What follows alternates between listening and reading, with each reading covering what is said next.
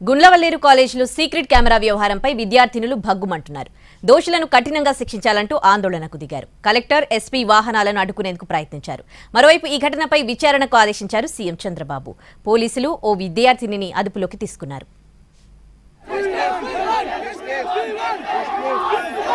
కృష్ణా జిల్లా గుడ్లవల్లేరు ఇంజనీరింగ్ కాలేజీలో secret CC కెమెరాల వ్యవహారం దుమారం రేపుతోంది.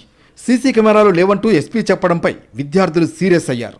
హాస్టల్ వాష్రూంలో సీక్రెట్ కెమెరాలు ఉన్నాయని విద్యార్థినులు ఆరోపిస్తున్నారు.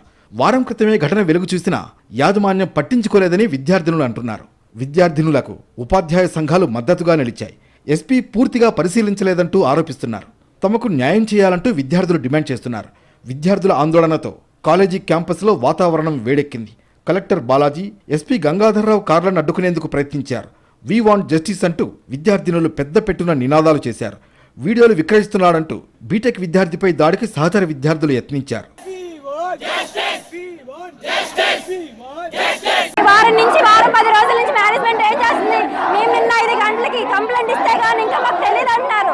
ఏంటని రాత్రికి ఎలా ప్రూవ్ చేస్తారండి ఫేక్ న్యూస్ అని? రాత్రి నిన్న 1 మంత్ అడిగారు ఇన్వెస్టిగేషన్ కి, మళ్ళీ రాత్రి ఫేక్ న్యూస్ ఎలా ప్రూవ్ చేస్తారు?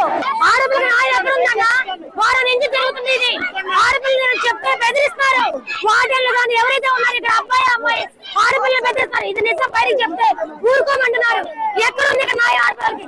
కిలోమీటర్ దూరంలో హాస్టల్ ఉంది. ఇంజనీరింగ్ కళాశాలలో సీక్రెట్ కెమెరాలు ఉన్నాయనే ఆరోపణ అంశంపై సీఎం చంద్రబాబు విచారణకు ఆదేశించారు. హాస్టల్లో రహస్య కెమెరాలు ఉన్నాయని విద్యార్థుల ఆందోళనపై విచారణ జరపాలని ఆదేశించారు. గుడ్లవల్లేరు కాలేజీలో ఎస్పీ, కలెక్టర్లతో కలిసి పరిస్థితిని సమీక్షించారు మంత్రి కొల్లు రవీంద్ర. 2 షవర్లను మాత్రమే పరిశీలించి కెమెరాలు లేవని తేల్చారంటూ మంత్రికి విద్యార్థినులు ఫిర్యాదు చేశారు. ఘటనను ప్రభుత్వం సీరియస్గా తీసుకుందన్నారు మంత్రి కొల్లు రవీంద్ర.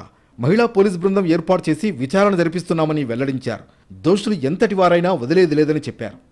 దీని మీద పూర్తి స్థాయిలో విచారణ చేయాలని చెప్పి ఇమ్మీడియట్గా ఆల్రెడీ 5 ఆడ లేడీ కానిస్టేబుల్స్తో ఐటీకి సంబంధించిన వాళ్ళందరూ కూడా ఒక టీం కింద వేసి వాళ్ళతో ఇన్వెస్టిగేషన్ స్టార్ట్ చేయడం జరిగింది. అయితే ఇక్కడ విచారణ జరిగే వరకు ఏం జరిగిందనేది ఇంకా పూర్తిగా నిర్ధారణ రావడానికి అవకాశం లేదు.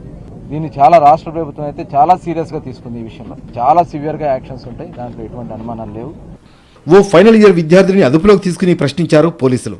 అతడి నుంచి ల్యాప్టాప్, సెల్ ఫోన్ను స్వాధీనం చేసుకున్నారు.